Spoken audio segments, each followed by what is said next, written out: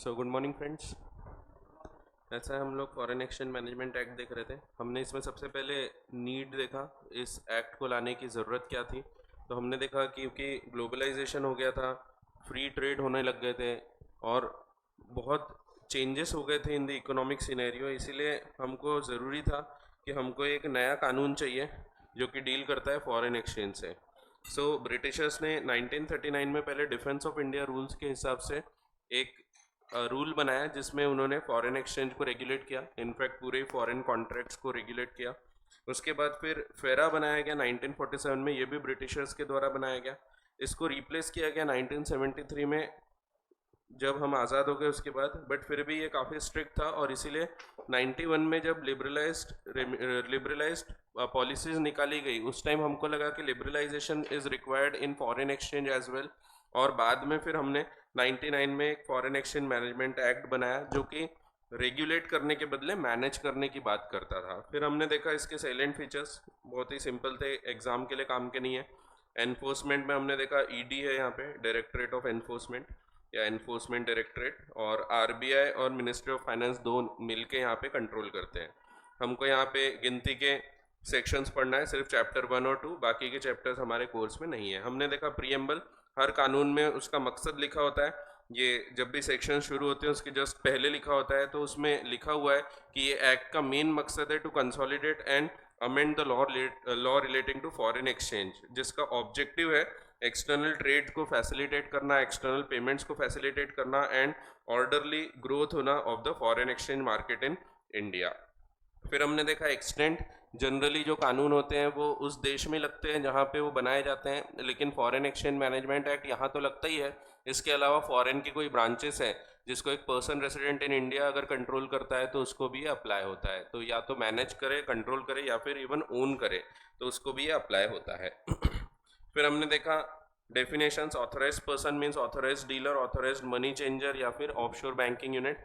Capital account transaction means ऐसे transaction which alters the asset or liabilities including contingent liabilities of a person resident in India or asset is situated outside India, asset or liability is situated outside India, such transactions और ऐसे transactions जो कि person resident outside India के भारत के asset liability को alter कर रहा है, and it includes such transactions as mentioned in section 6(3) जो हम आगे पढ़ने वाले हैं।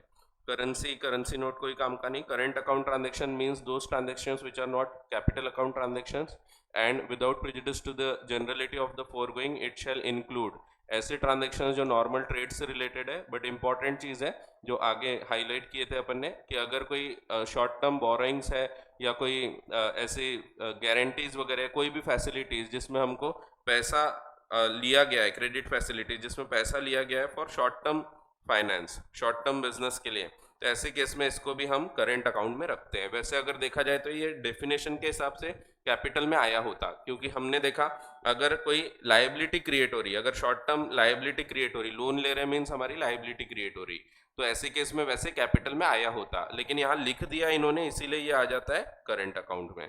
अगर ये नहीं लिखा होता तो ये कैपिटल अकाउंट ट्रांजैक्शन में आता था, क्योंकि it alters the liabilities outside India.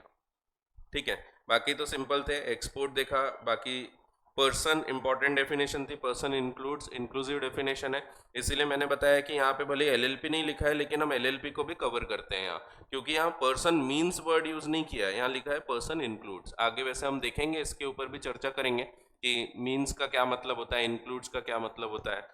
अलग अलग टाइप की डेफिनेशन होती है, एग्जॉस्टिव, एक्सटेंसिव, तो वो सब हमको पढ़ना है। ठीक है, individual, HUF, company, firm, AOP, BOI, artificial judicial persons and ऐसे ऑफिस, एजेंसीज या ब्रांचेस जो कि ओन्ड और control by any such person है, तो वो सब भी हमारे लिए पर्सन कहलाएगा। फिर पर्सन रेसिडेंट इन इंडिया, खतरनाक इंपॉर्टेंट डेफिनेशन है। तो खतरनाक मीन्स डरने वाला खतरनाक नहीं, लेकिन बहुत ही इंपॉर्टेंट है, क्योंकि इसके आधार पे हमको डिसाइड करना पड़ेगा फिर कि क्या उसके ट्रांजेक्शन अलाउड है या नहीं है, क्योंकि दो रेसिडेंट कर रहे हैं तो कोई दिक्कत ही नहीं है। तो इसलिए पहले हमको ये देखना है रेसिडेंट है कि नॉन रेसिडेंट है। तो जब रेसिडेंट नॉन रेसिडेंट के बीच के ट्रांजेक्शन्स होते हैं तब हमको उसमें कंट्रोल करना पड़ता है, और इसीलिए पहले हम ये देखते हैं रेसिडेंट कौन है और नॉन रेसिडेंट कौन है। तो रेसिडेंशियल स्टेटस के लिए सबसे इंपॉर्टेंट चीज़ है स्टे, पीरियड ऑफ स्टे। अगर वो 182 डेज से ज़्यादा पिछले साल भारत में मौजूद था तो वो इस साल रेसिडेंट इन इंडिया कहलाएगा as per foreign exchange management act. ये जनरल रूल है। बट इसके कुछ एक्सेप्शंस है। पहला एक्सेप्शन है, अगर वो व्यक्ति इससे कोई फर्क नहीं पड़ेगा आपकी नंबर ऑफ डेज कितना है उसका, अगर वो व्यक्ति भारत के बाहर जा रहा है और वो जा रहा है 3 पर्पस के लिए, ये 3 में से कोई भी एक पर्पस, या तो एम्प्लॉयमेंट के लिए, या तो बिजनेस और वोकेशन के लिए, या कोई अदर पर्पस के लिए which shows the intention that he will stay there for uncertain period, ऐसे केसेस में हम मान लेंगे कि वो पर्सन रेसिडेंट आउटसाइड इंडिया है, भले ही उसका पिछले साल 182 डेज से ज्यादा स्टे रहा होगा तो भी। वैसे ही अगर कोई व्यक्ति भारत आ रहा है, अगर वो आ रहा है फॉर दीज 3 पर्पसेस, तो वो हमारे लिए रेसिडेंट है, लेकिन इसके लिए नहीं आना चाहिए, अदरवाइज देन इनके लिए नहीं आ रहा है, वो जॉब करने नहीं आ रहा है, बिजनेस प्रोफेशन वोकेशन के लिए नहीं आ रहा है, या अनसर्टन पीरियड के लिए नहीं आ रहा है, तो ऐसे केस में वो रेसिडेंट नहीं कहलाएगा। जैसे घूमने फिरने को आया, या हमने एग्जाम्पल देखे थे कि एक व्यक्ति है जो आया, फिर उसके पेरेंट्स बीमार हो गए तो वो रह रहा है यहाँ पे, लेकिन फिर भी ये तय है कि वो 6 महीने में चला जाएगा, तो ऐसे केसेस में he will not be considered as resident in India even though his period of stay may be more than 182 days, तो भी हम उसको अब रेसिडेंट नहीं मानेंगे। ठीक है, तो ये हमने समझा था। फिर इसी को बहुत डीप में पढ़ा, इसके ऊपर के कुछ क्वेश्चंस केसेस हमने समझे, एंड अब हम आगे बढ़ते हैं। कौन से वाले में? हाँ हाँ हाँ, अपन बोल सकते थे कि अगर वो अनसर्टन दिख रहा है कि वो सोच रहा है यहीं रह जाए, या तय नहीं है उसका कुछ, या अगर ऐसा भी सर्टन है, भले वो 6 महीना छोड़ो साल भर बाद जाएगा ये भी सर्टन है, तो हम उसको फिर रेसिडेंट नहीं मानेंगे। नहीं लिखा होगा तो अपन फिर अज्यूम कर सकते हैं, कुछ भी एक अजम्पशन लेके अपन लिख सकते हैं आंसर। जनरली जो आपको क्वेश्चंस में दिया है उसके हिसाब से अजम्पशन लो तो बेटर रहता है। जैसे अपने को यहाँ दिया है कि हम उसको रेसिडेंट नहीं मानेंगे, तो वही अजम्पशन लेते हुए आप आंसर लिखो तो बेटर रहेगा। ठीक है, सो आपको लिखा रहेगा, लेकिन वैसे क्वेश्चन में जनरली ऐसा नहीं आता है, क्वेश्चन में दिया रहेगा कि वो सर्टन है कि वो चला जाएगा, ऐसा लिखा रहेगा। कौन सा वाला था वो? फोर्थ वाला तो ये है आलिया वाला, फर्स्ट वाला था शायद। हाँ, तो इसमें लिखा रहेगा जनरली। ये भी नहीं है, कौन सा है? कहीं और होगा, वो एग्जाम्पल के रूप से पढ़े होंगे अपन। हाँ, यहाँ पे पढ़े थे ये, तो यहाँ लिखा रहेगा कि ये सर्टन है या नहीं, ये लिखा रहेगा आपको क्वेश्चन में। ठीक है, तो यहाँ लिखा हुआ है कि it is however certain that he will leave India in next 6 months. ठीक है, तो ये दिया ही रहेगा, वैसे नहीं दिया है तो आप अज्यूम कर लो फिर। ठीक है, तो यहाँ पे ऐसा चलता है, आपने इवन फाउंडेशन में पढ़ा है, कई जगह अजम्पशंस लेना पड़ता है, and both the assumptions will be right, दोनों को ही सही मानेंगे हम। ठीक है, बट फिर भी जो दिया है वो वाले लो तो ज़्यादा बेटर होते हैं, जो आपके स्टडी मटेरियल में दिया है उसके हिसाब से अजम्पशन लो तो इट विल बी बेटर। जैसे आपने इवन फाउंडेशन में देखा था, ख्वाजा मोहम्मद हुसैनी बेगम का खर्चा है पानदान का केस होता है, सो उसमें ये अज्यूम कर लो कि प्रॉपर्टी रखी गई है कहीं for the purpose of payment, तो ये क्योंकि केस में वैसा हुआ इसीलिए वैसा अपन अजम्पशन लेते हैं। आप दूसरा भी अजम्पशन लोगे तो गलत नहीं है answer, but it is better कि जो अजम्पशंस इंस्टीट्यूट लेता है वही लो हम, तो ज़्यादा बेटर होता है। ठीक है, तो ये बहुत जगह रहेगा आपको, यहाँ पे इंटर में तो हर जगह आपको ऐसा दिखेगा कि अजम्पशंस ले सकते हो आप। सो आपको टैक्सेशन में भी दिखेगा 2 आंसर्स पॉसिबल है, अकाउंट्स में दिखेगा, लॉ में दिखेगा, तो आपको अजम्पशन एक लिखना है, उसके हिसाब से फिर आंसर सॉल्व करना है। ठीक है, चलो फिर आगे बढ़ते हैं। अब यहाँ तक के हमने सिर्फ बात की है कि रेसिडेंट और नॉन रेसिडेंट की बात हो गई। अब हम ट्रांजैक्शंस को रेगुलेट क्यों करना चाहते हैं? मैंने आपको बताया था कि हमारा मेन मकसद क्या है, कि फॉरेन एक्सचेंज जो है हम लोग उसका रिजर्व्स बढ़ाना चाहते हैं। हम क्या चाहते हैं? एक्सपोर्ट बढ़ना चाहिए, एक्सपोर्ट बढ़ेगा तो हमारे पास फॉरेन एक्सचेंज में पैसा आएगा। सो हम जब पैसा लेने की बात होती है वहां ज्यादा रिस्ट्रिक्शंस आपको नहीं दिखेंगे, लेकिन जब पैसा बाहर देने की बात करते हो आपको लग रहा है कि अपन ने यहाँ से बाहर का कोई पेमेंट करना है, बाहर वाले किसी व्यक्ति को डॉलर्स में पे करना है, तो इससे क्या होगा, आप मनी दोगे सरकार को, आरबीआई को, और आरबीआई से फिर आप पैसा लोगे डॉलर्स। अब इससे आरबीआई के या अपने सरकार के जो फॉरेन एक्सचेंज रिजर्व से कम होते हैं, डिप्लीट होते हैं। जैसे आप इंपोर्ट कर रहे हो, इंपोर्ट करने को डॉलर चाहिए या कोई फॉरेन करेंसी चाहिए, तो हम पैसा देके, इंडियन करेंसी देके वो करेंसी लेते हैं। अब वो करेंसी हम लेके बाहर भेज देंगे, इससे हमारे रिजर्व्स तो कम हो जाएंगे। इसीलिए यहाँ पे जितने भी बाहर भेजने वाले ट्रांजेक्शन है उन पे आप देखोगे काफी रेगुलेशंस लगाए गए हैं। वैसे जनरल रूल अगर हम समझे तो एक बेसिक रूल ध्यान रखना है, जितने करंट अकाउंट ट्रांजेक्शन्स होते हैं ना वो जनरली अलाउड होते हैं, unless they are specifically prohibited. और वैसे ही जितने कैपिटल अकाउंट ट्रांजेक्शन होते हैं जनरली प्रोहिबिटेड होते हैं unless they are specifically permitted. So general rule देखें तो कैपिटल अकाउंट को प्रोहिबिट करते हैं हम और करेंट अकाउंट ट्रांजेक्शन्स को परमिट करते हैं। अभी कैपिटल और करेंट अकाउंट पे और जाएंगे हम, अभी अपन ने पूरा डीप में नहीं पढ़ा है, थोड़ा बहुत मैंने बताया, बट इसमें और डीप में हम चर्चा करेंगे, ठीक है। सो अभी हम कुछ बेसिक चीजें पढ़ते हैं। सेक्शन नंबर 3, सेक्शन 3 बताता है कि अब कैसे क्या डील कर सकते हो फॉरेन करेंसी में, फॉरेन एक्सचेंज में। तो क्या कोई बाहर का व्यक्ति है वो आके मुझे डॉलर्स में पेमेंट कर देगा तो मैं वो ले सकता हूँ क्या? तो आंसर इज नो। सो मुझे, अगर मैं भारत में हूँ, कोई एक फॉरेनर आता है मुझसे टैक्स एडवाइस लेता है और डॉलर में मुझे यहाँ पे पेमेंट कर रहा है तो मैं नहीं ले सकता। या मैं एक रेस्टोरेंट चला रहा हूँ, वो रेस्टोरेंट में कोई फॉरेनर्स आते हैं वो मुझे डॉलर्स में पे करते हैं, तो ऐसे केस में मैं वो डॉलर्स एक्सेप्ट नहीं कर सकता unless I am a money changer. अगर मैं खुद मनी चेंजर हूँ, ऑथोराइज पर्सन हूँ तो बात और है, लेकिन अगर मैं ऑथराइज पर्सन नहीं हूँ तो मैं डॉलर्स में पेमेंट नहीं कर ले सकता। जैसे बाहर से कोई स्टूडेंट आ रहा है, वो कैप्स में एडमिशन ले रहा है, बोलता है मैं डॉलर्स में पे करूंगा, तो हम ये नहीं ले सकते। सो हमको उसको कन्वर्ट करवाना पड़ेगा, तो हमको बोलना पड़ेगा कि तुम एक ऑथराइज डीलर के थ्रू कन्वर्ट करके हमको इंडियन करेंसी दो। सो ये चीजें प्रोहिबिटेड हैं। तो पहले जनरल सेक्शन है, सेक्शन नंबर 3। सेक्शन 3 बताता है 4 केसेस क्या चीजें नहीं की जा सकती। तो 4 चीजें बताई गई उसमें, ए बी सी और डी, ऐसे 4 क्लॉजेस आपको देखने को मिलेंगे। सो सबसे पहले नो पर्सन शैल, जैसा कि आपको पता है कानून लिखने वाले उल्टा पुल्टा लिखते हैं, तो यहां भी उल्टा लिखा है उन्होंने। कोई भी व्यक्ति ये नहीं करेगा, no person shall deal in or transfer any foreign exchange, कोई भी foreign exchange. Foreign exchange means जो भी भारत का पैसा छोड़ के जितने भी करेंसीज हैं, or foreign security to any person not being an authorised person. यानी अगर सिंपल शब्द में देखें तो सेक्शन नंबर 3 में जो क्लॉज ए है ये क्या बता रहा है? ये बता रहा है कि अगर आपको फॉरेन एक्सचेंज में डील करना है तो इट इज कंपलसरी कि आपको ऑथराइज पर्सन से ही डील करना पड़ेगा, ठीक है। सो ऑथराइज पर्सन कौन है? तो जो हमने ऑलरेडी देखे थे, एक ऑथराइज डीलर हो सकता है, मनी चेंजर हो सकता है, या ऑफशोर बैंकिंग यूनिट हो सकती है, ठीक है। सो वैसे ये भी डिफाइन किया है, तो सेक्शन 10 में आता है ये, लेकिन आपको सेक्शन 10 यहाँ पे नहीं है। सो अपने को सिर्फ इतना ही ध्यान रखना है कि आपको अगर डील करना है तो आपको ऑथराइज पर्सन के थ्रू ही डील करना पड़ेगा, नहीं तो आप किसी और से ऐसे डॉलर्स वगैरह में पेमेंट वगैरह रिसीव नहीं कर सकते। So a person resident outside India, example दिया है, person resident outside India comes to India, Bharat में आया, बट वो है कौन? नॉन रेसिडेंट है। तो भारत में आया तो इसका ये मतलब नहीं भारत में रह रहा तो रेसिडेंट है। अब हम देखेंगे एज पर डेफिनेशन। तो डेफिनेशन के हिसाब से वो अगर पिछले साल हमारे यहाँ नहीं था और यहाँ पे वो बिजनेस वगैरह के लिए नहीं आया, टूरिस्ट है, घूमने के हिसाब से आया है, तो वो हमारे लिए पर्सन रेसिडेंट आउटसाइड इंडिया है। उसने आके अगर अपने डॉलर सेल करने की इच्छा जताए, यूएस डॉलर 1000 थे उसके पास, उसको खर्चे करने को समझो रुपीस चाहिए थे, तो वो अपने फ्रेंड के पास जाता है, समझो मैं फ्रेंड हूँ, मुझे बोलता है कि शशांक मैं तुमको $1000 देता हूँ, तुम मुझे इसके बदले में रुपीस दे दो, तो मैं ये नहीं कर सकता because I am not the authorize dealer, ठीक है। So a person resident outside India comes to India and would like to sell US dollar 1000 to his friend who is a resident in India. So एक contract हो गया between non resident and resident, तो एक outside India एक resident है।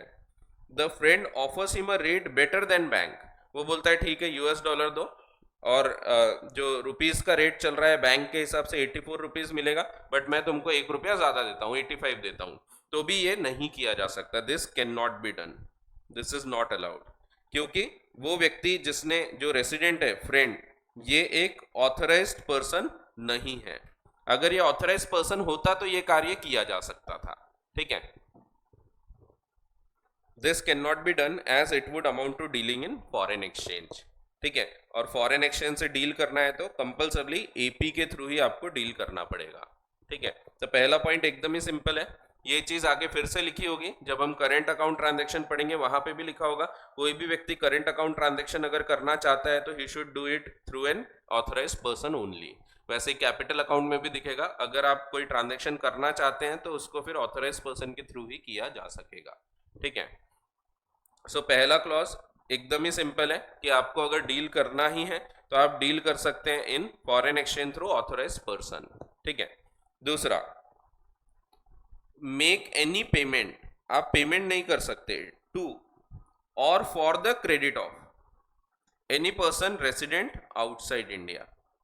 सो आप बाहर वाले व्यक्ति के लिए पेमेंट नहीं कर सकते। जैसे बाहर मेरा कोई फ्रेंड है या मेरा भाई है, वो बाहर रहता है, अब उसको पैसे की आवश्यकता थी फॉर द पर्पज ऑफ उसका, समझो कोई पॉलिसी है, इंश्योरेंस पॉलिसी, अब वो पॉलिसी में प्रीमियम भरने को उसके पास पैसा नहीं है, वो बोलता है कि भैया आप यहाँ से पे कर दो, मैं बाद में आपको लौटा दूंगा। ये भी नहीं किया जा सकता, this is also not allowed. मैं उसके लिए कोई पेमेंट नहीं कर सकता। तो मेक पेमेंट टू उसको भी नहीं कर सकता, या फॉर द क्रेडिट ऑफ।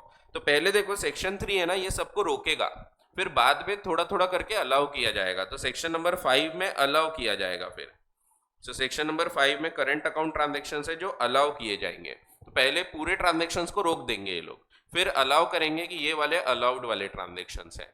फिर वैसे ही कुछ कैपिटल अकाउंट ट्रांजेक्शन रहेंगे जो बाद में अलाउ करेंगे कि ये अलाउड वाले ट्रांजेक्शन है। ये सेक्शन नंबर 6 में हम देखेंगे कि अलाउड वाले ट्रांजेक्शन्स कौन कौन से कैपिटल अकाउंट के। तो पहले सेक्शन 3 सबको रोकता है कि आप ये नहीं करोगे, वो नहीं करोगे, सब रोक दिया। उसके बाद फिर थोड़ा थोड़ा करके परमिट करेगा कि ये वाली चीज़ें अलाउड है, ये वाली चीज़ें कर सकते हैं, इसके लिए परमिशन के बाद कर सकते, फिर ये चीज़ नहीं कर सकते, ऐसा सब बताया रहेगा। और ये हमको समझना है, समझ के याद भी रखना है, बट बिना समझे याद नहीं रहेंगे, तो इसीलिए हम इसको पूरा समझ के याद रखेंगे। हम जब देखेंगे तो आपको पहले तो ऐसा लगेगा कि सब एक जैसे ही पॉइंट्स हैं, लेकिन उसको याद रखने के लिए पहले उसको समझना जरूरी है, वो ट्रांजेक्शन का नेचर समझना जरूरी है कि क्यों उसको प्रोहिबिट किया गया या परमिट किया गया। जब आप वो समझोगे तो इजीली याद रहेगा। ठीक है, तो विथ रीजंस अपन समझेंगे कि कौन से ट्रांजेक्शन्स को क्यों रोका जा रहा है या क्यों परमिट किया जा रहा है। डीलिंग इन फॉरेन एक्सचेंज में सबसे पहले क्लॉज ए बोलता है कि no person shall deal in any foreign exchange, foreign currency, foreign security unless वो ऑथराइज पर्सन से डील करे। तो ऑथराइज पर्सन से वो डील कर सकता है, कोई और से नहीं कर सकता, not being an authorise person से नहीं कर सकता। तो he can deal in foreign exchange through an authorise person. इसी को सिंपल भाषा में बोले तो he can deal through authorise person. ठीक है। दूसरा, पेमेंट नहीं कर सकते टू और for the credit of any person resident outside India. तो पहले तो पेमेंट को मना कर दिया, फिर आगे हम देखेंगे कुछ पेमेंट्स अलाउ किए जाएंगे। जैसा मैंने आपको बताया, जैसे अब उसके पेरेंट्स हैं, पेरेंट्स को पैसा भेजना है, तो ये चीजें फिर अलाउ की जाएगी। तो पेरेंट्स बाहर रहते हैं, उनको पैसा पे करना है, उनके इलाज वगैरह का कोई पैसा है, तो ये सब चीजें फिर अलाउ की जाएगी। जैसे किसी का लड़का गया पढ़ने के लिए बाहर, तो उसके लिए पैसा देना है, तो वो अलाउ किया जाएगा। तो थोड़ा थोड़ा करके फिर अलाउ किए जाएंगे। तो पहले तो सबको रिस्ट्रिक्ट कर दिया, मना कर दिया, फिर बाद में हम देखेंगे सेक्शन नंबर 5 और 6 में अलाउ करेंगे लोग। सेक्शन 3 के हिसाब से पहला पॉइंट बोलता है कि आप डील नहीं कर सकते जब तक ऑथराइज पर्सन के थ्रू डील नहीं करोगे। दूसरा पॉइंट बोलता है आप पेमेंट नहीं कर सकते टू और for the credit of person resident outside India in any manner. पहले बोल दिया एनी मैनर, किसी भी प्रकार से। जैसे एक एग्जांपल दिया है, person resident outside India has an insurance policy in India, he request his brother in India. ये रेसिडेंट आउटसाइड इंडिया है और उसका भाई जो है वो रेसिडेंट इन इंडिया है, to pay the insurance premium. This will amount to the amount of payment for the credit of non resident and hence it is not permitted. तो ये परमिट नहीं किया जाएगा। फिर थर्ड वाला, receive again otherwise through an authorise person. तो आप पैसा जब रिसीव करोगे तो ऑथराइज पर्सन से रिसीव कर सकते हो, उसके अलावा आप रिसीव नहीं कर सकते। एनी पेमेंट बाय ऑर्डर और on behalf of any person resident outside India. तो आउटसाइड इंडिया के व्यक्ति के बिहाफ पे भी आप पैसा रिसीव भी नहीं कर सकते। तो ये वाला पॉइंट आपको पे करने से रोकता है, ये वाला पॉइंट रिसीव करने से रोकता है। ठीक है, खुद के बिहाफ पे आप रिसीव कर सकते हैं, हम किसके बिहाफ पे नहीं कर सकते, रेसिडेंट आउटसाइड इंडिया के। तो इसके बिहाफ पे हम पैसा रिसीव नहीं कर सकते।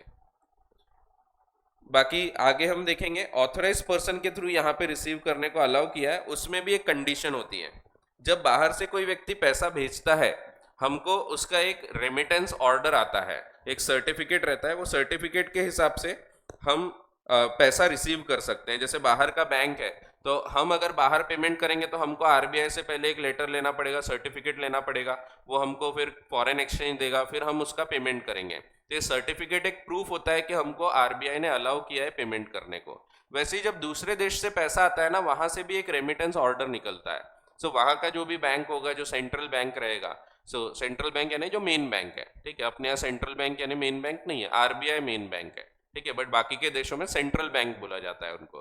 तो जो सेंट्रल बैंक रहेगा वहां से एक ऑर्डर निकलता है रेमिटेंस का, वो ऑर्डर को साथ में भेजना पड़ता है। जैसे इंपोर्ट एक्सपोर्ट में डॉक्यूमेंट्स होते हैं, वैसे ये भी एक डॉक्यूमेंट होता है कि ऑर्डर दिया गया है, उन्होंने अलाउ किया है पेमेंट करने को, तो ये रेमिटेंस ऑर्डर हमको साथ में रखना पड़ता है। तो ये एक्सप्लेनेशन वही बोल रहा है कि आप अगर बाहर वाले के बिहाफ पे पैसा ले भी रहे हैं और ऑथराइज पर्सन से ले रहे हैं तो ये अलाउड रहेगा।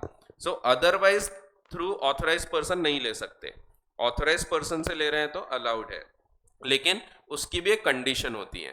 तो आगे वही लिखा है कि for the purpose of this clause where any person in or resident in India receives any payment by order or on behalf of any person resident outside India, any person including authorized person without a corresponding inward remittance।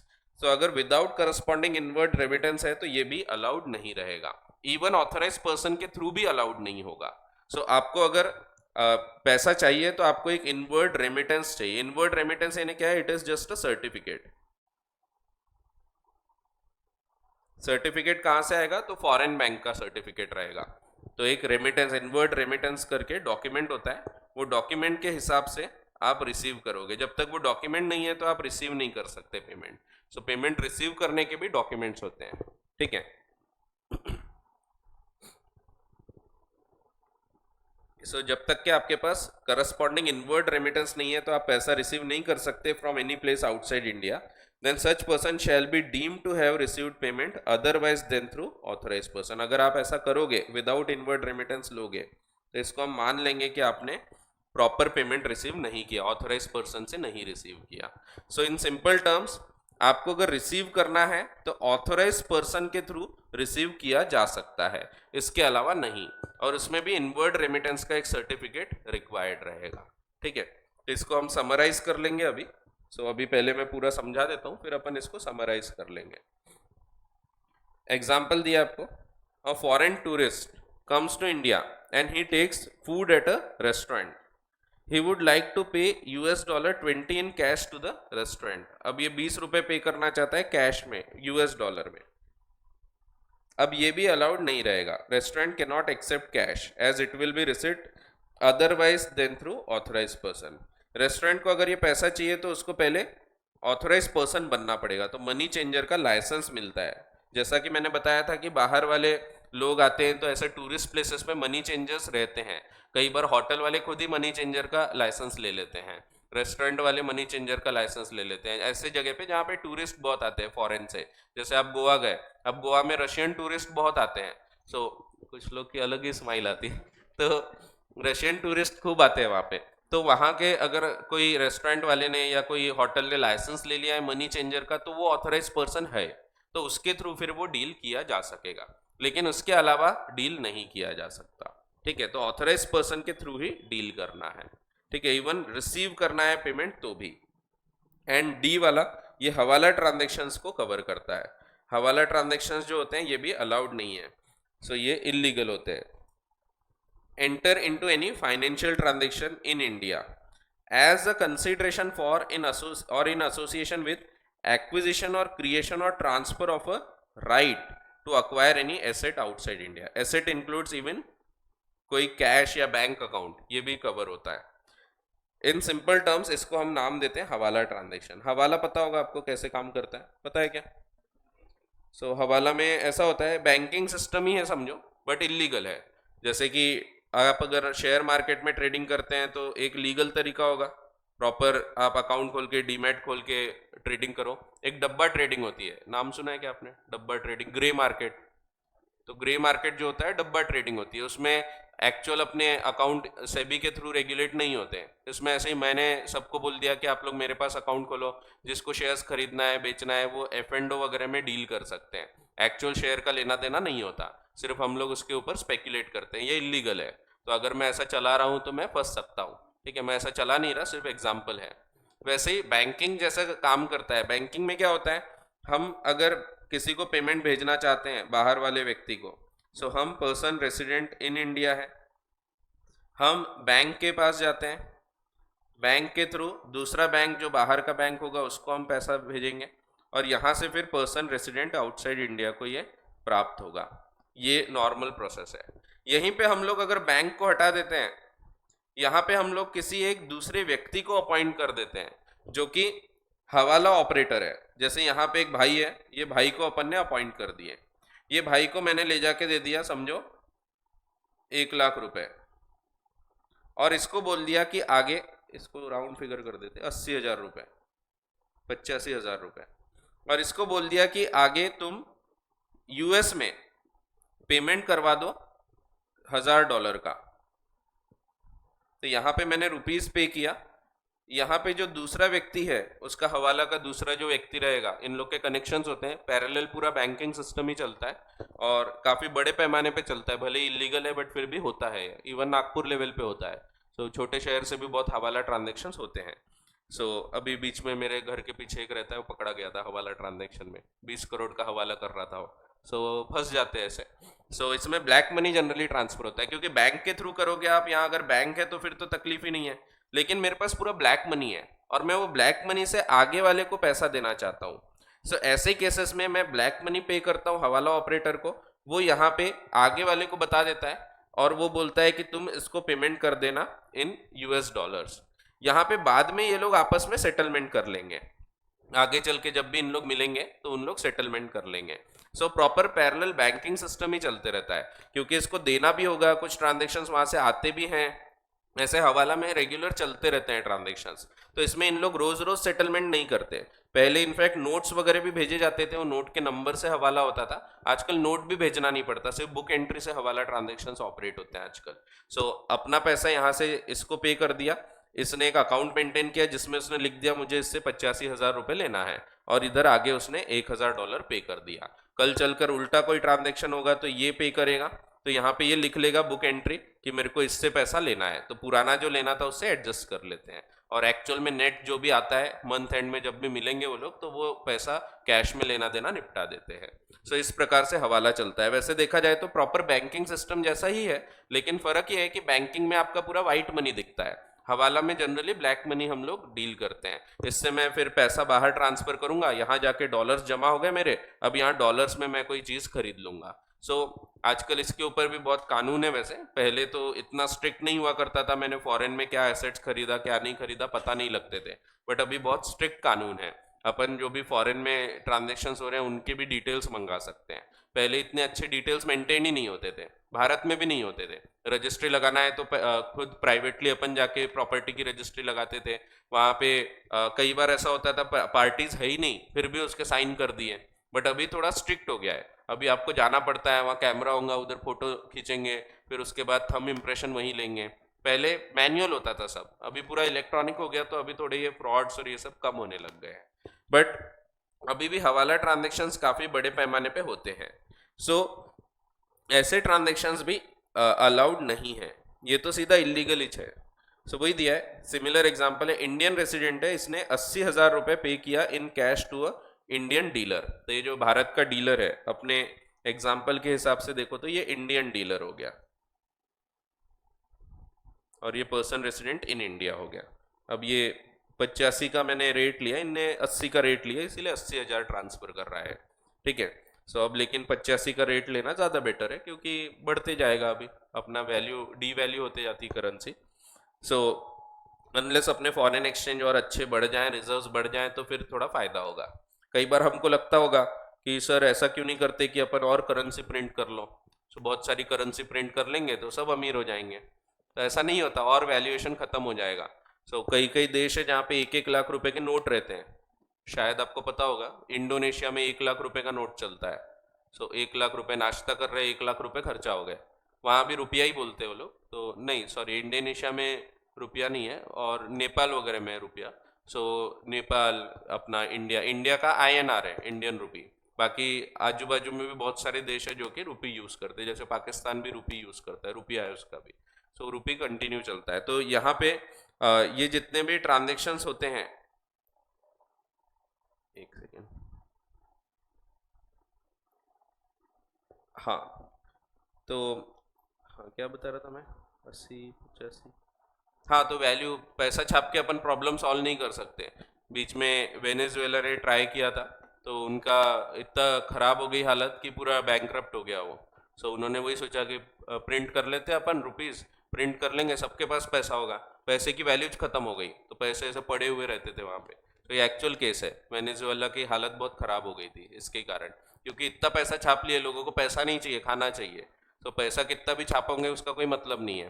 तो वही लोग फिर लाख रुपए पे करने को तैयार हो गए जहाँ 1,000 रुपए में चीज़ मिलती थी। तो वैल्यूज खत्म हो गई पैसे की। तो ऐसा नहीं होता कि पैसा छाप लो, बचपन में आते हैं ऐसे ख्याल, जब अपन एकदम छोटे होते हैं तब लगता है यार पैसा छाप लेते हैं, सबके पास पैसा होगा, सब अमीर हो जाएंगे और अपनी करेंसी पूरी डीवैल्यू हो जाएगी। सो उसकी अहमियत ही नहीं रह जाएगी फिर। सो इसीलिए ऐसे एकदम इतना आसान होता तो इतने बड़े बड़े ऐसे जानकार लोग थोड़ी पॉलिसीज बनाते रहते हैं। सो काफ़ी डिफिकल्ट होती है ये सब चीज़ें, ऐसा नहीं कि पैसा छाप लो प्रॉब्लम खत्म। सो वैसे होता तो बहुत ही अच्छा हो जाता, लेकिन ऐसा पॉसिबल नहीं है। सो हाँ, तो मैं बता रहा था ये जो हवाला है इसमें इंडियन रेसिडेंट ने इंडियन डीलर को ले जाके 85,000 रुपये दे दिया। अब इसके लिए for this transaction the brother in Dubai will get $1,000 from a Dubai dealer. So उसका जो भाई है, तो इंडियन ब्रदर ने इसको इंडियन एक व्यक्ति ने अपने भाई को भेजा, ये समझो उसका ब्रदर है अपने एग्जाम्पल के हिसाब से, तो ये उसका ब्रो है। सो हाँ, ब्रो होते हैं। और ये दुबई का डीलर है। अब यहाँ पे इन्होंने दुबई का एग्जाम्पल लिया, मैंने यूएस का एग्जाम्पल लिया था। सो ये दुबई का ले लो,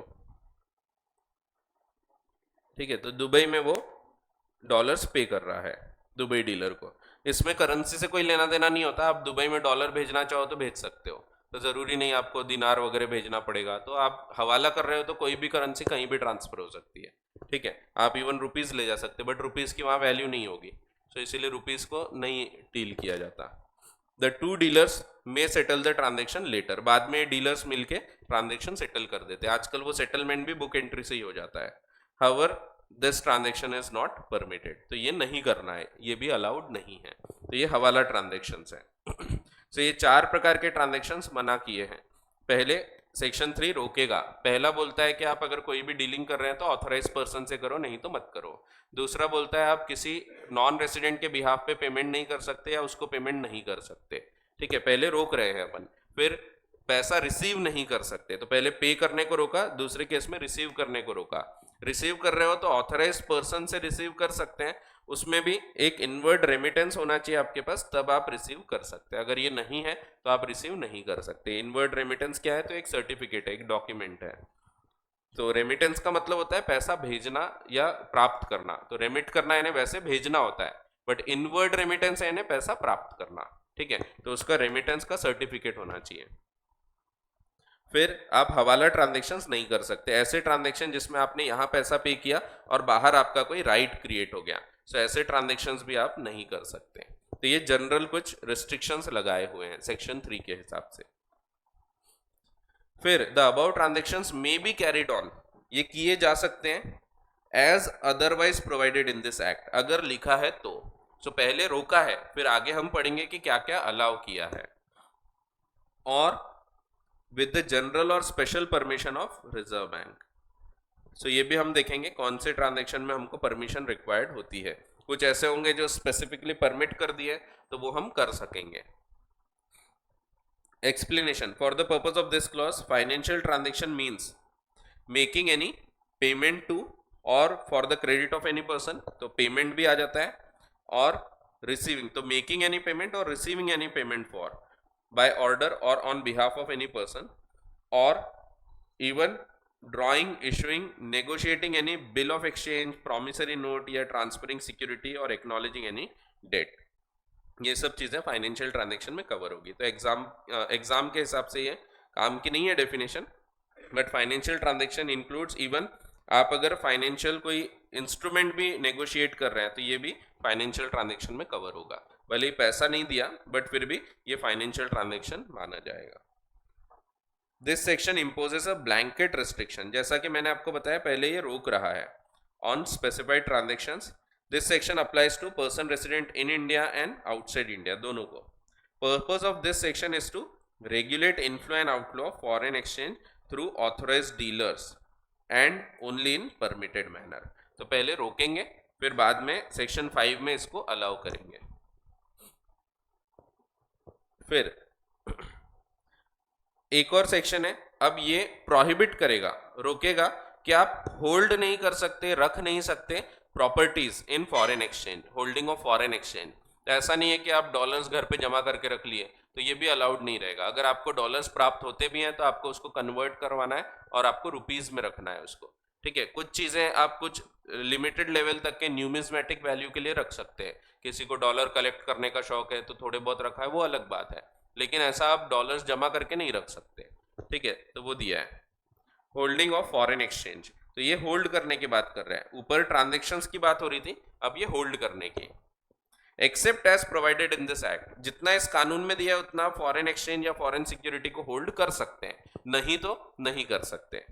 no person resident in India, तो ये पर्सन रेसिडेंट इन इंडिया को बोला है, शैल अक्वायर, तो वो अक्वायर भी नहीं करेगा, होल्ड नहीं करेगा, ओन नहीं करेगा, पोजेस नहीं करेगा या ट्रांसफर नहीं करेगा एनी फॉरेन एक्सचेंज या इवन फॉरेन सिक्योरिटी या property situated outside India, immovable property situated outside India. So ये रोक रहा है आपको होल्ड वगैरह करने से। This section prevents Indian resident to acquire, hold, own, possess or transfer any foreign exchange, foreign security or immovable property abroad.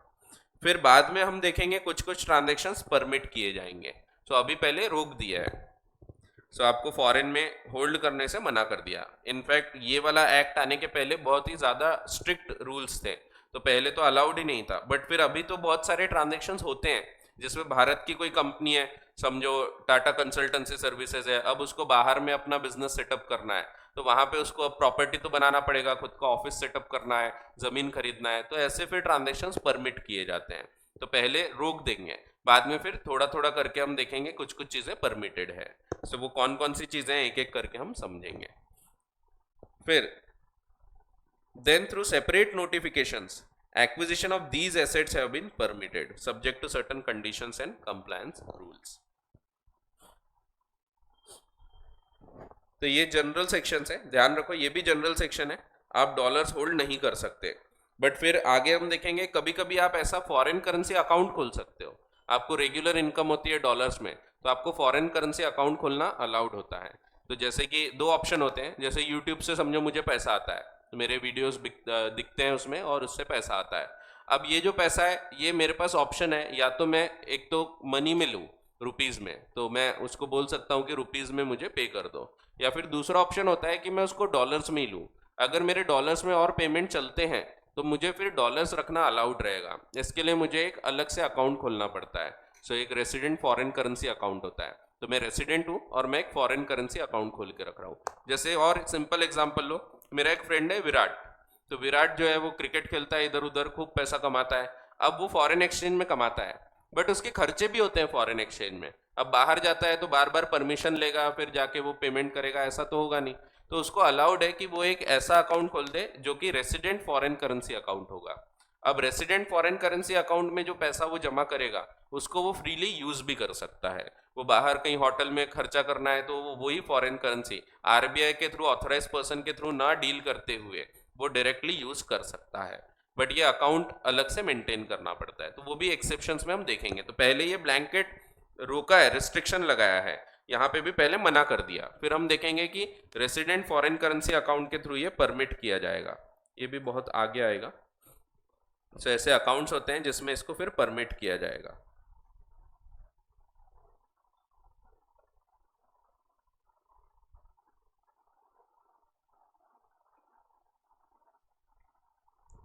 चलो साथ में देखते हैं एक एक करके, आगे बस आखिर आखिर में ही है वो। देखते हैं कौन कौन से परमिटेड ट्रांजैक्शन है, फिर बाद में देखते हैं अलग से।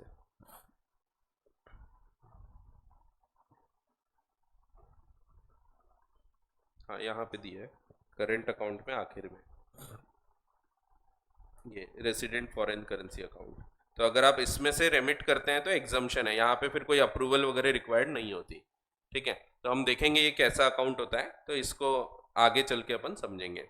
ऐसे ही और एक अकाउंट होता है EEFC, ये exchange earners foreign currency account होता है। सो EFC, ये दोनों अकाउंट क्या है ये बाद में समझेंगे अपन, ठीक है। तो अभी बेसिक ध्यान रखो, पहले हम रोक रहे हैं, सेक्शन 3 ने रोक दिया कि आप डील नहीं कर सकते फॉरेन करेंसी में जब तक आप ऑथराइज पर्सन से डील नहीं करोगे। सबसेक्शन क्लॉज बी बोलता है कि आप पेमेंट नहीं करोगे टू और for the credit of any non resident. फिर बोलते हैं आप रिसीव नहीं करोगे otherwise through an authorise person any payment, तो आप पैसा रिसीव नहीं करोगे, और साथ में एक कंडीशन और है कि सर्टिफिकेट होना चाहिए। एंड चौथा है कि आप हवाला ट्रांजेक्शन नहीं करोगे जिसमें आप यहाँ पैसा पे कर रहे हैं, फाइनेंशियल ट्रांजेक्शन एंटर कर रहे हैं और बाहर कोई एसेट वगैरह अक्वायर हो रहा है, और ये एनी पर्सन है, किसी भी व्यक्ति का एसेट क्रिएट हो रहा है। जैसे यहाँ मेरा एसेट क्रिएट नहीं हो रहा, मैं मेरे भाई को डॉलर्स भेज रहा हूँ, उसका एसेट क्रिएट हो रहा है, ये भी हवाला ट्रांजेक्शन है, ठीक है। फिर सेक्शन 4 बोलता है कि जब तक के प्रोवाइड ना किया जाए तब तक आप अक्वायर, होल्ड, ओन, पजेस या ट्रांसफर नहीं कर सकते फॉरेन एक्सचेंज, फॉरेन सिक्योरिटी या फॉरेन इमूवेबल प्रॉपर्टी, ठीक है। एग्जाम्पल दिया एक और, if N Indian resident receives bank balance of $10,000 from his uncle in London, the Indian resident cannot hold on to the foreign funds. He is supposed to bring back the funds as provided in section 8। तो section 8 हमको ऐसे course में नहीं है, but एक section 8 है, उसमें बताया किस प्रकार से आप ये पैसे को लेके आ सकते हैं, ठीक है। तो आप सिंपल ध्यान रखो, इसमें प्रोसेस है, प्रोसेस टू ब्रिंग बैक या इनवर्ड रेमिटेंस, पैसा वापस लाना, इसी को हम इनवर्ड रेमिटेंस बोलते हैं। तो उसकी पूरी प्रोसेस है, प्रक्रिया है, वो बताइए।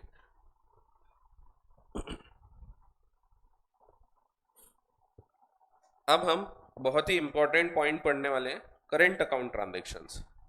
इसमें आपको क्वेश्चंस आएंगे, कौन से ट्रांजेक्शंस प्रोहिबिटेड है, शेड्यूल 1, यानी ये करना ही अलाउड नहीं है। कौन से ट्रांजेक्शंस अलाउड है गवर्नमेंट की अप्रूवल के बाद, ये पढ़ेंगे हम। और फिर ऐसे ट्रांजेक्शन जिसमें आरबीआई की अप्रूवल लगेगी। एक लेवल तक के कोई अप्रूवल नहीं लगती, नहीं तो prior approval of Reserve bank of India लगेगी। तो ऐसे 3 शेड्यूल्स इसमें बताए गए हैं।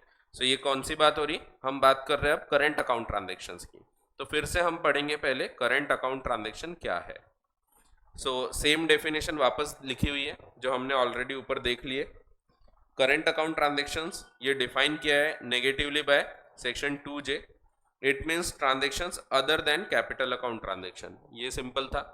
And without prejudice to the generality of the foregoing, it includes the following types of transactions: payment in the course of ordinary course of foreign trade, तो foreign trade का payment है, या अदर सर्विसेज का payment है, trade यानी खरीदी बिक्री, और सर्विसेज इसका payment, including such as short term banking and credit facilities in ordinary course of business, तो ये भी चलेगा।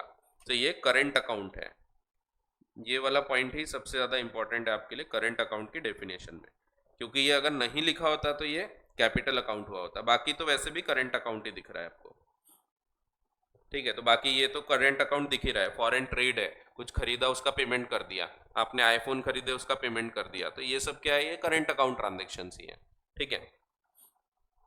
फिर payment in the form of interest, interest भी करंट अकाउंट ट्रांजेक्शन है ऑन लोन और इनकम फ्रॉम इन्वेस्टमेंट्स। फिर remittance for living expense of parents, spouse, children living abroad. Normal expenses, living expenses, जरूरी नहीं सिर्फ बीमार पड़ेंगे तभी, वो अलग से दिया है, बट ये लिविंग एक्सपेंसेस ये करंट अकाउंट ट्रांजेक्शन में कवर होते हैं। Expenses in connection with the foreign travel education, ये भी करंट अकाउंट ट्रांजेक्शन है। आप घूमने के लिए जा रहे हैं, आपने फॉरेन करेंसी खरीदे और घूमने चले गए, ये क्या है, करंट अकाउंट ट्रांजेक्शन है। इसमें आप कोई बाहर जाके एसेट लायबिलिटी क्रिएट करने के लिए नहीं जा रहे हैं, आप घूमने के हिसाब से जा रहे हैं, ठीक है, या एजुकेशन के लिए जा रहे हैं, तो ये सब क्या है, करंट अकाउंट ट्रांजेक्शन है। अब एग्जाम्पल दिया आपको, बहुत ही इंपॉर्टेंट है, आपके एग्जाम में ये एग्जाम्पल्स आ सकते हैं, क्योंकि जैसा कि मैंने बोला कि ये वाले एग्जाम में अभी रेसिडेंट नॉन रेसिडेंट पे क्वेश्चन आ जाएगा, तो आपके एग्जाम में ये वाले पॉइंट पे क्वेश्चन आने के चांस रहेंगे, करंट अकाउंट और कैपिटल अकाउंट पे। An Indian resident imports machinery from a vendor in UK, so देखो यहां हो क्या रहा है, एक व्यक्ति है पर्सन रेसिडेंट इन इंडिया, ये क्या कर रहा है, ये मशीन खरीद रहा है। यूके में एक व्यक्ति है पर्सन रेसिडेंट आउटसाइड इंडिया, इससे मशीन खरीदी गई, मशीन इंस्टॉल होने वाली उसकी फैक्ट्री में।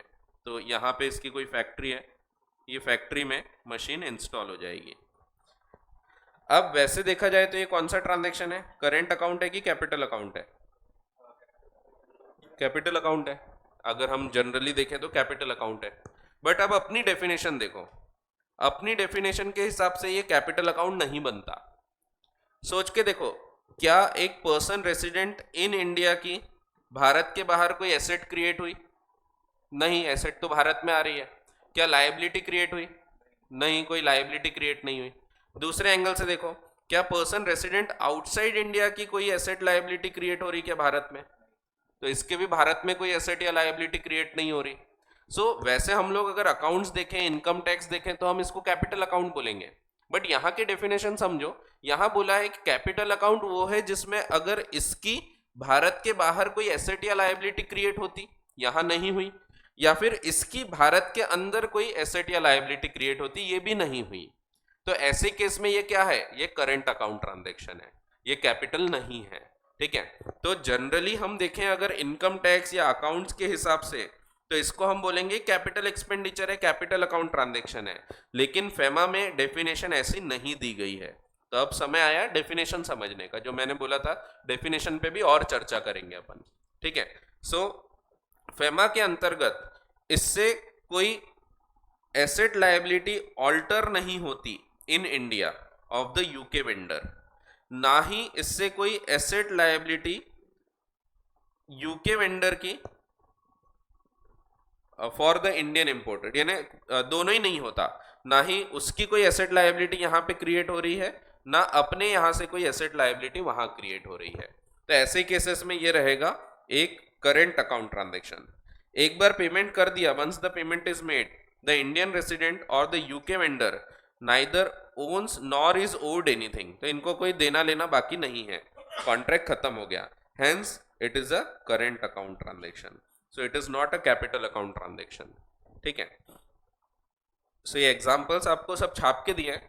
फाउंडेशन लेवल पे मैं सब एग्जांपल आपको बना के बताता था, बट यहाँ ज़्यादातर आपको छाप के दिया है।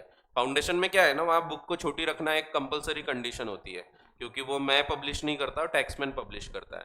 यहाँ बुक में जितनी बड़ी चाहूँ उतनी बड़ी बना सकता हूँ, इसीलिए यहाँ आप देखोगे बहुत डीप में पूरा एक्सप्लेनेशन है। पहले कॉन्सेप्ट समझाया है, उसको फिर एक्सप्लेन किया है, फिर उसके एग्जाम्पल्स हैं। ठीक है, पूरे एग्जाम्पल से आपको ये क्लियर हो जाएगा। ये करंट अकाउंट ट्रांजैक्शन है। अब सोच के देखो, अगर यहाँ पे ये व्यक्ति, ये सेम ही ट्रांजैक्शन को हम कवर करते हैं, रेसिडेंट आउटसाइड इंडिया, अगर ये बोलता है कि तुम पेमेंट अभी मत करो, मैं तुमको 3 महीने का टाइम देता हूं, 3 मंथ्स टाइम में तुमको पेमेंट करना है, तो अब क्या ये कैपिटल अकाउंट ट्रांजैक्शन होगा? यहां पे क्रिएट हो गई इसकी एक लायबिलिटी आउटसाइड इंडिया, तो क्या ये कैपिटल अकाउंट है? तो आंसर इज नो। अभी पढ़े थे अपन ने short term credit facilities, short term credit facility दिया है उसने कि 3 महीने में पेमेंट कर देना। मैंने शॉर्ट टर्म क्रेडिट फैसिलिटी समझाया था कुछ टाइम पहले, पिछली क्लास में बताया था मैंने ये चीज। तो शॉर्ट टर्म क्रेडिट फैसिलिटी मिल रही है, ऑर्डिनरी कोर्स ऑफ बिजनेस है, तो होता है ट्रेड में कई बार दिया जाता है क्रेडिट पीरियड, तो ये credit period ordinary credit period है। इसको भले ही एक लायबिलिटी क्रिएट हुई, फिर भी हम करंट अकाउंट ही मानेंगे। क्यों? क्योंकि ये दिया हुआ है, स्पेसिफिकली बताया है कि without prejudice to the generality of the foregoing, जो जनरल रूल है वो तो है, बट उसके अलावा आपको ये ध्यान रखना है कि जो short term banking and credit facilities हैं, जो ऑर्डिनरी कोर्स ऑफ बिजनेस में मिल रही है, ये करंट अकाउंट में कवर होगा। इवन दो इसकी एक लायबिलिटी क्रिएट हुई भारत के बाहर, बट ये शॉर्ट टर्म लायबिलिटी है, नॉर्मल क्रेडिट फैसिलिटी है जो बिजनेस से रिलेटेड है, तो ये भी करंट अकाउंट रहेगा। ये अगला एग्जांपल बताता है आपको। An Indian resident, same example है, सिर्फ यहाँ पे क्रेडिट दे दिया है, imports machinery from a vendor in UK for installing in his factory on a credit period of 3 months, 3 महीने का क्रेडिट है। As per accounts and income tax law, again इसको हम बोलेंगे क्रेडिट पीरियड दिया है 3 मंथ्स का, there is a liability for the Indian importer to the UK vendor. Technically under FEMA also it is a liability outside India, तो ये भी वैसे ही बताया है, लाइबिलिटी क्रिएट हो गई है आउटसाइड इंडिया। लेकिन क्योंकि करेंट अकाउंट की डेफिनेशन जो है वो बोलती है short term banking and credit facilities in ordinary course of business, इसको हम करेंट अकाउंट मानेंगे, इसीलिए जो इंपोर्ट हो रहा है भले ही क्रेडिट टर्म्स है ये भी करेंट अकाउंट ट्रांजेक्शन में कवर होगा। ठीक है, सो बड़ा ही इंटरेस्टिंग सा है। सो भले जनरली हमको देख के लगता है कि ये तो कैपिटल अकाउंट ट्रांजेक्शन्स हैं, लेकिन फेमा में रूल्स बदलते हैं, तो एकदम अकाउंट्स वाले रूल्स आप नहीं लगा सकते। ठीक है, फिर अब ये भी एक सिंपल सा एग्जांपल है, ये तो बहुत ही आसान है, ऐसे ही समझ जाएगा आपको। Person resident in India transfers $1000 1000 to his NRI brother. So एक रेसिडेंट इन इंडिया है, ये पर्सन नॉन रेसिडेंट, ये इन इंडिया है, ये पर्सन रेसिडेंट आउटसाइड इंडिया इसको पेमेंट कर रहा है as a gift. The funds are send from resident in India's Indian bank account to NRI brother's bank account in New York. Under the accounts and income tax law gift ये capital receipt आती है। However FEMA में एक बार gift दे दिया और आगे वाले ने ले लिया तो यहाँ पे कोई एसेट लाइबिलिटी नहीं बचे। No one owes or owns anything to anyone in India or USA, the transaction is over, hence again it is a current account transaction. ठीक है, क्योंकि कोई एसेट या लाइबिलिटी क्रिएट नहीं हो रही। ठीक है, ये हवाला नहीं है, ये पेमेंट कर रहा है बराबर बैंकिंग चैनल के थ्रू, अपने इंडियन बैंक से बाहर के न्यूयॉर्क के बैंक में जा रहा है पैसा। अगर यही हम कैश में करते हैं हवाला के थ्रू तो ये इलीगल है, इट इज नॉट अलाउड। ठीक है, अब ये बेसिक कुछ रीजंस बताए हैं, एक बार रीड कर लेते हैं। तो if gift is a current account transaction, फिर इस पे रिस्ट्रिक्शन क्यों लगाया है करेंट अकाउंट रेगुलेशंस में? इसीलिए क्योंकि ऐसे अनाप शनाप गिफ्ट्स भेजना बंद हो जाए। ऐसा नहीं होना चाहिए कि अपन गिफ्ट्स ट्रांसफर कर रहे हैं, बाहर एसेट्स क्रिएट कर रहे हैं, उसके नाम से कर रहे हैं, भाई है, पूरा ट्रस्ट है अपने को, तो ऐसा नहीं होना चाहिए। तो इसलिए इस पे भी रिस्ट्रिक्शंस है। अगेन ये रिस्ट्रिक्शंस हमको कोर्स में नहीं है, बट हर जगह रिस्ट्रिक्शंस लगाए, लाइक 10,000 तक ये अमाउंट के लिए पेमेंट कर सकते हो, फिर $25,000 का, रुपीज नहीं, ये सब डॉलर्स में। जितने भी रिस्ट्रिक्शंस आपको फेमा में दिखेंगे सब में डॉलर्स दिखेगा। जैसे $2.5 लाख तक का अमाउंट अलाउड रहता है, बहुत सारी जगह 2.5 लाख तक परमिशन ही नहीं लेना है, तो $2.5 लाख ये बहुत हो जाता। तो $2.5 लाख उसको 85 से मल्टीप्लाई कर लो, तो करोड़, कितने करोड़ आते, कुछ तो भी करोड़ों में जाएगा वो। तो करोड़ों में पैसा अलाउड है, लेकिन उसमें भी रिस्ट्रिक्शंस है। ऐसा नहीं कि आप कितना भी पैसा लेके बाहर चले जाओ, तो बाहर अगर आप जा भी रहे हो दूसरे देश में, उस पर भी रिस्ट्रिक्शंस होते हैं। ऐसा नहीं होना चाहिए कि कितना, हाँ 2 करोड़ कुछ आएगा, 80 से मल्टीप्लाई करें तो 2 करोड़ आएगा, 80 का रेट पकड़े तो। ठीक है, सो तो इतना तो अलाउड ही है, $2.5 लाख यानी 2 करोड़ रुपए तो अलाउड ही है, लेकिन उससे ज्यादा अलाउड नहीं है।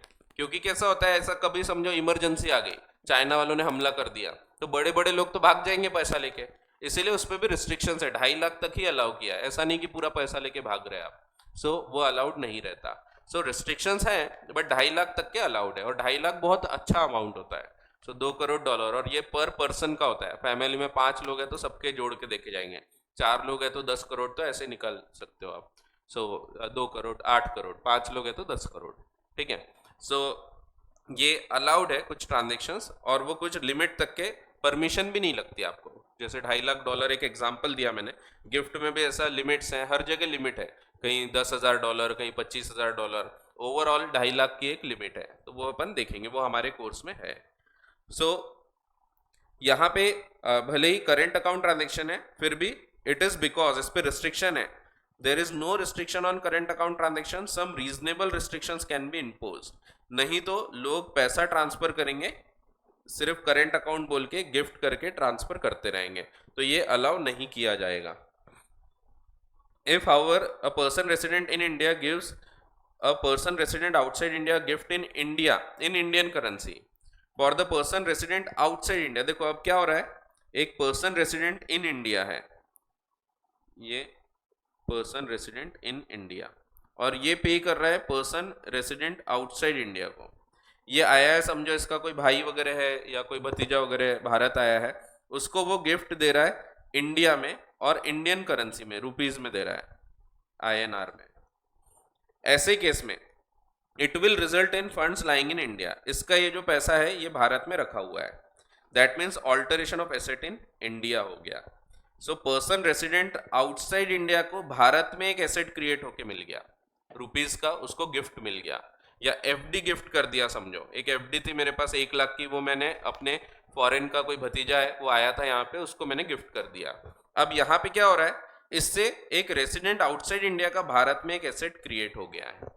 So for person resident in India there is no creation of asset or liability as this transaction creates an asset in India for person resident outside India. तो ये भी कैपिटल अकाउंट है, तो ये कैपिटल अकाउंट में आएगा। क्यों? क्योंकि यहाँ पे पर्सन रेसिडेंट आउटसाइड इंडिया का भारत में एक एसेट क्रिएट हुआ, उसको मैंने अगर रुपीज दिया हूं तो उसका भारत में एसेट क्रिएट हो गया। ठीक है, समझा कि नहीं?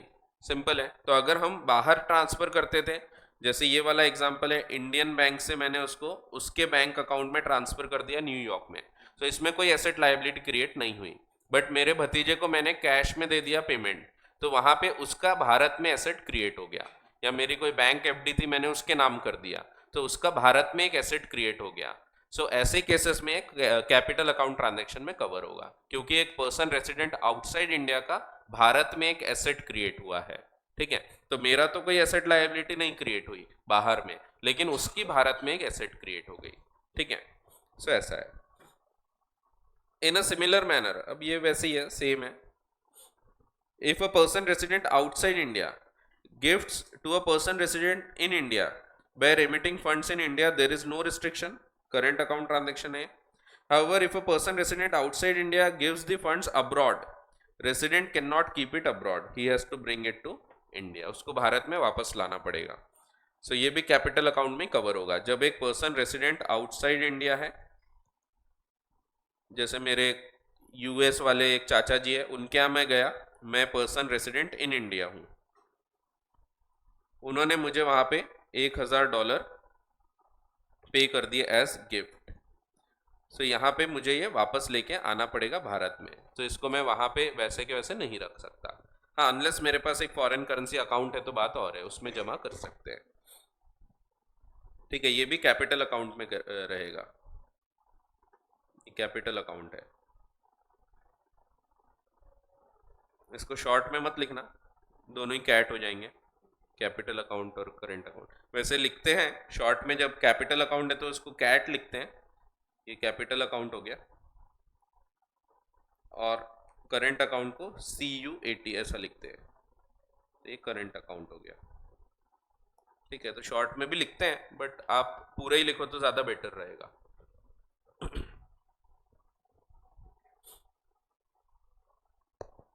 तो ऐसा है,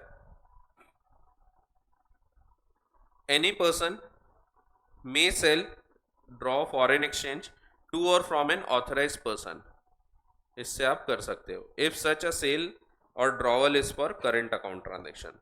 तो देखो, अब करंट अकाउंट को यहाँ परमिट कर दिया, ये जनरल रूल है। मैंने आपको बताया जनरल रूल ये होता है कि current account transactions are permitted unless they are specifically prohibited. जब तक उसको रोका नहीं जाएगा तो वो परमिटेड रहेंगे।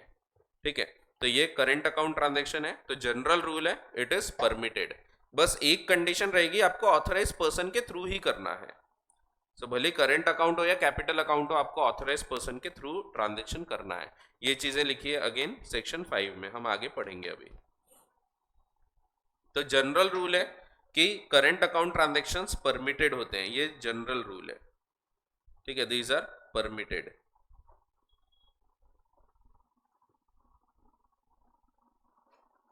unless specifically prohibited या restricted।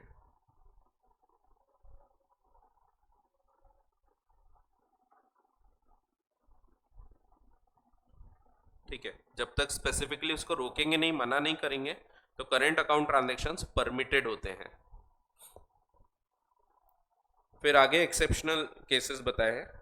सेंट्रल गवर्नमेंट में in public interest and in consultation with RBI, Reserve Bank, impose such reasonable restrictions।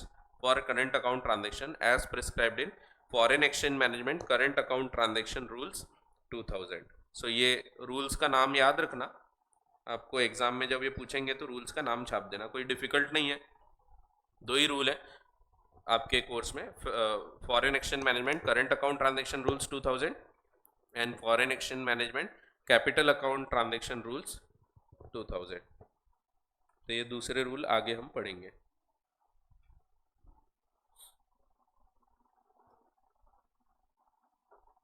यहाँ पे permissible capital account transaction regulations है, ये आरबीआई के बनाए गए हैं। सो क्योंकि रेगुलेशंस नाम है उसका, और उसमें भी कुछ रूल्स रहेंगे जो कि कैपिटल अकाउंट ट्रांजेक्शन्स को कवर करेंगे। और कुछ चीज़ें मना किया है तो वो आप कर ही नहीं सकते, जैसे कुछ ऐसे ट्रांजेक्शन्स रहेंगे जो आपको अलाउड ही नहीं है बिल्कुल। जैसे आप नॉर्थ कोरिया वालों से डील नहीं कर सकते, नॉर्थ कोरिया वाले हैं, जानते होंगे आप। सो उनसे आपको डीलिंग करना अलाउड ही नहीं है, आपको मना किया है कि आप नॉर्थ कोरिया के किसी भी व्यक्ति से डीलिंग नहीं कर सकते, ना उनसे कोई चीज़ खरीद सकते, ना बेच सकते, कुछ भी नहीं। सो ये बीच में नॉर्थ कोरिया बहुत ज़्यादा तकलीफ दे रहा था, पूरी दुनिया ने उससे कनेक्शन तोड़ दिए है, तो इसीलिए अपन भी उनसे कोई कनेक्शन नहीं रख सकते, ठीक है। तो नॉर्थ कोरिया में आपके कोई रिश्तेदार रहते होंगे तो उनसे आप रिलेशन नहीं रख सकते, यानी पैसे का फाइनेंशियल रिलेशन नहीं रख सकते। Current account transaction rules, capital account वो देखेंगे आगे, पहले अपन करंट अकाउंट समझते हैं। अभी इसको ही टाइम लगेगा, अभी बहुत सारी चीज़ें हैं उसको समझना है एक एक करके। सो देखो, general rule to be understood is, जो अभी मैंने ऊपर लिखा वही लिखा है यहाँ पे भी। जनरल रूल जो है वो है current account transactions are freely permitted unless specifically prohibited. ये जनरल रूल है आपका कि करंट अकाउंट ट्रांजेक्शन्स जो होते हैं ये फ्रीली परमिटेड है अनलेस स्पेसिफिकली प्रोहिबिट किए जाएं, और capital account transactions are prohibited unless specifically or generally permitted. तो ये आपका जनरल रूल आ जाता है, ठीक है। अब सेक्शन 5 बताता है करंट अकाउंट ट्रांजेक्शन्स के बारे में, फिर सेक्शन 6 बताएगा कैपिटल अकाउंट ट्रांजेक्शन्स के बारे में। सो इसके बाद हम क्वेश्चन बैंक भी देखेंगे अभी, क्योंकि अपना ये ट्रांजेक्शन्स होने के हैं इसीलिए अपन ने क्वेश्चन बैंक अभी नहीं देखा। तो आपके पास है तो आप घर पे देख सकते हैं, कुछ कुछ क्वेश्चन है जिसपे आप डायरेक्टली अभी भी देखोगे तो वो जम जाएंगे, ठीक है। जैसे एक आलिया वाला क्वेश्चन था, वैसा क्वेश्चन आपको क्वेश्चन बैंक में भी दिख जाएगा, ठीक है। सो जिसमें रेसिडेंट है या नहीं उस पर क्वेश्चन आया है। बाकी अब इसके आगे जो क्वेश्चन आते हैं वो आते हैं कौन से परमिटेड ट्रांजेक्शन्स है, कौन से प्रोहिबिटेड है। तो एक एक दो दो मार्क के क्वेश्चन आएंगे, फोकट के मार्क्स हैं।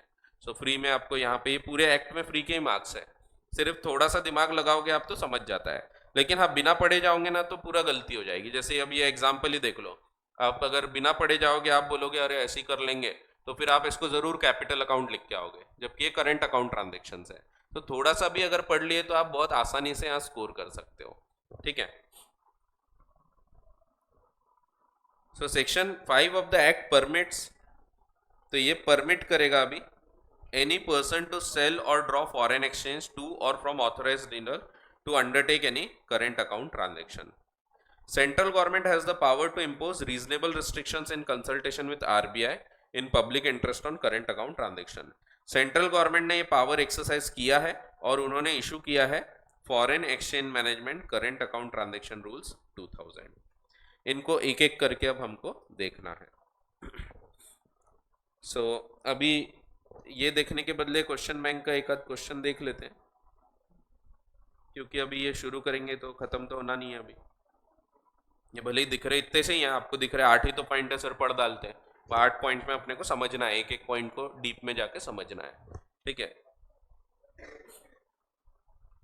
तो पहले 2-3 पॉइंट तो बकवास है ऐसे ही। जैसे आपने लॉटरी में पैसा जीता, उसको आप भारत के बाहर नहीं भेज सकते, it is not allowed to remit it outside India, ठीक है। सो लॉटरी खरीदने का पैसा भी नहीं भेज सकते, आपने बाहर कोई लॉटरी हो रही है उसके लिए पैसा भेज दिया यहाँ से, वो भी अलाउड नहीं है, ठीक है। सो देखेंगे फिर। देखो ये भी है आपके काम की चीज़, थर्ड वाले पॉइंट में हम पढ़ेंगे कि remittance for purchase of lottery तो नहीं करना है, तो आपने परचेस ऑफ लॉटरी के लिए कोई पैसा वगैरह नहीं पे करना है। वैसे ही बैंड या प्रिस्क्राइब मैगजीन्स, ऐसी मैगजीन्स जो कि बैन है, अरे वैसे नहीं, वैसे नहीं, ये कुछ होती हैं ऐसी। फिर फुटबॉल पूल्स, स्वीप स्टेक्स, ये सब सट्टे के नेचर के हैं।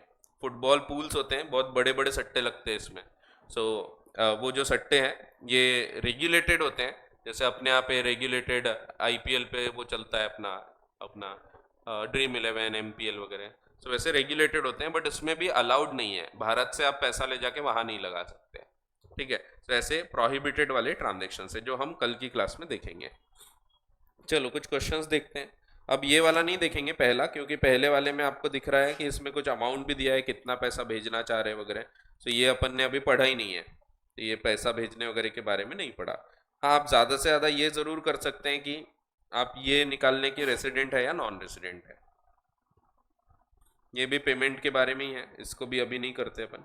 ये एमसीक्यूज है, एमसीक्यूज आप घर पे भी देख सकते हैं, है ना आपके पास क्वेश्चन बैंक। तो ये पहले एमसीक्यू दिए हुए हैं, तो एमसीक्यू भी आपको ऐसा लग रहा होगा हलवा आएंगे, तो हलवा नहीं आते। सो वो भी पूरा केस स्टडी बना के आएंगे। ऐसा नहीं कि अरे ऐसा एकदम बेसिक एमसीक्यू आ गया, आपने ए बी सी डी ऐसे इजीली कर लिए। ऐसा पूरा बड़ा सा केस दिया होगा, उसको समझते हुए फिर आपको एमसीक्यू सॉल्व करना है। लेकिन अगर आपके कॉन्सेप्ट्स क्लियर हैं तो आप ये एमसीक्यू इजीली कर सकते हैं। ठीक है, इसमें से कुछ एमसीक्यू जो है ये आपके इसमें दिया हुआ है, मॉड्यूल से आए हैं। कुछ फाइनल के लेवल के एमसीक्यू थे, वो उठा के मैंने यहाँ पे लाया हूँ, क्योंकि फाइनल में पहले ये कोर्स में था। तो वो वाले एमसीक्यूज हैं, और कुछ एमसीक्यूज अपने खुद के बनाए हुए भी आपको देखने को मिलेंगे।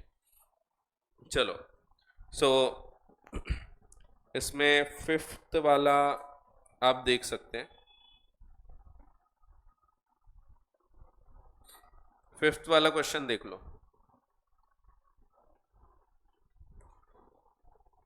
After 5 years of stay in USA, Mr. Umesh came to India at his parental place in New Delhi on October 25, 2023 for the purpose of conducting business. Business के लिए आया, यानी 25 तारीख से वो बन गया हमारा person resident in India with his two younger brothers Rajesh and Somesh and contributed a sum of, अच्छा इसमें भी पैसा डाल लिया इन्होंने, चलो ठीक है, 10 लाख रुपए एज हिज कैपिटल।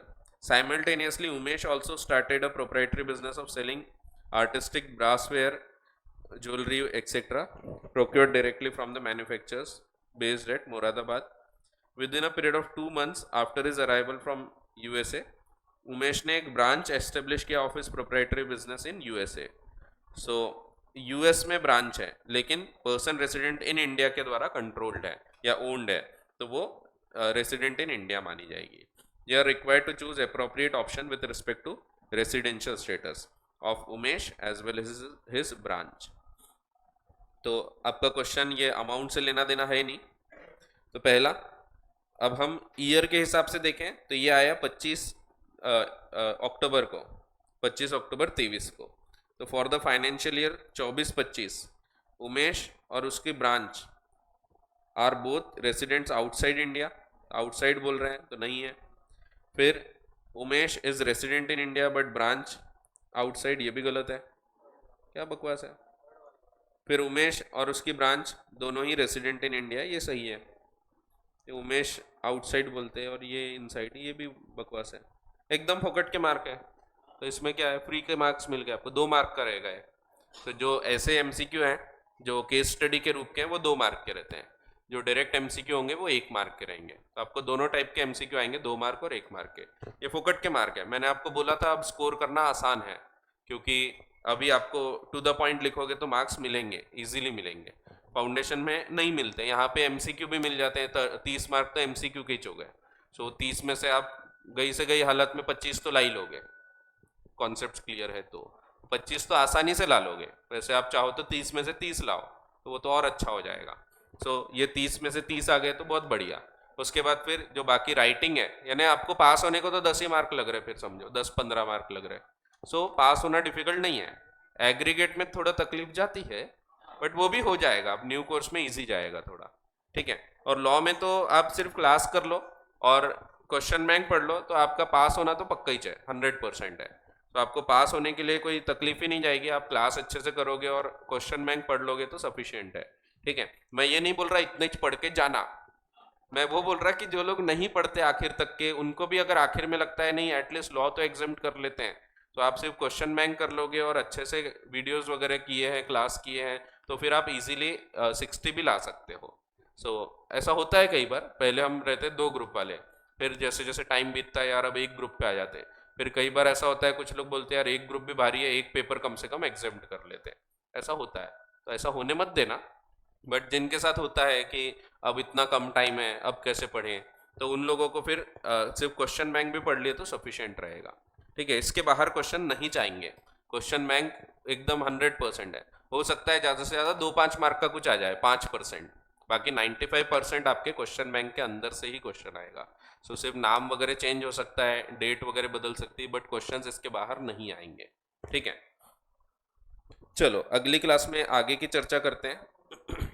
और क्वेश्चंस हैं यही रेसिडेंट नॉन रेसिडेंट वाले, आप घर पे देख लेना एक बार, जैसे 6th नंबर का है। सो ये होमवर्क कर लो, एक घर जाके पढ़ो थोड़ा। बाकी डायरेक्ट वाले क्वेश्चंस में भी आपको दिखेंगे केस स्टडीज वगैरह।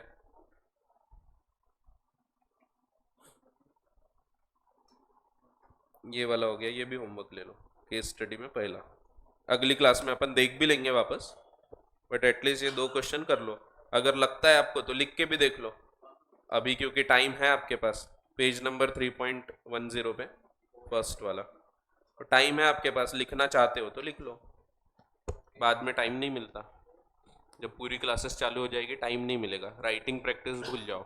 सो 4 बजे तक, 3:45 तक क्लास ही रहेगी आपकी सुबह से। ठीक है, मोस्ट प्रोबेबली मेरी क्लास लास्ट में रहेगी, ऐसा एकदम तय नहीं है बस, बट ऐसा है, चांसेस है, देखते हैं। चलो सो कंक्लूड करते हैं और अगली क्लास में अपन आगे की चर्चा करेंगे।